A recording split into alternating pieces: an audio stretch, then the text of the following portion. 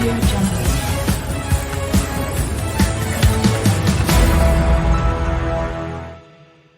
जल्द ही पूर्ण राज्य बनेगा। श्रीनगर में चुनावी सभा में प्रधानमंत्री नरेंद्र मोदी ने कहा कि जम्मू कश्मीर जल्द ही पूर्ण राज्य बनेगा। जय हिंद, मैं हूं शैलजा और आप देख रहे हैं एरोस टाइम। गुरुवार को श्रीनगर में चुनावी सभा में प्रधानमंत्री नरेंद्र मोदी ने कहा कि घाटी को आतंकवाद से मुक्त कराना, साजिश करने वाली हर ताकत को हराना और नौजवानों को यही रोजगार दिलाना मोदी का वादा है। और कटरा में प्रधानमंत्री ने कहा, कोई भी ताकत जम्मू कश्मीर में अनुच्छेद 370 की वापसी नहीं करा सकती। प्रधानमंत्री मोदी ने कहा, कांग्रेस नेशनल कॉन्फ्रेंस और पीपल्स डेमोक्रेटिक पार्टी पीडीपी पर निशाना साधते हुए कहा कि जम्मू कश्मीर की आवाम को उनके जायज हक से महरूम रखना ही इन तीन खानदानों की सियासी एजेंडा रहा है। उन्होंने कहा कि कांग्रेस, पीडीपी और नेशनल कांग्रेस कॉन्फ्रेंस में जम्मू कश्मीर को सिर्फ डर और अराजकता ही दी है, लेकिन अब जम्मू कश्मीर इन तीन खानदान के शिकंजे में नहीं रहेगा।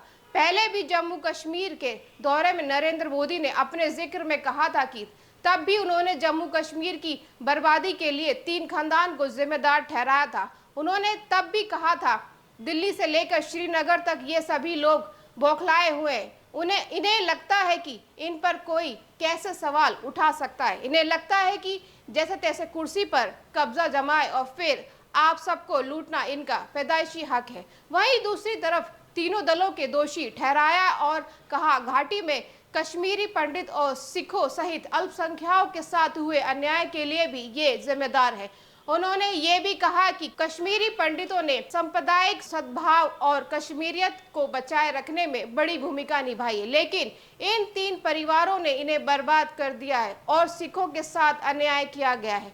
वैष्णो देवी मंदिर जाने वाले तीर्थ यात्रियों के आधार शिविर कटरा में प्रधानमंत्री मोदी ने कांग्रेस नेतृत्व पर सोची समझी साजिश के तहत हिंदू देवी देवताओं के अपमान का आरोप भी लगाया।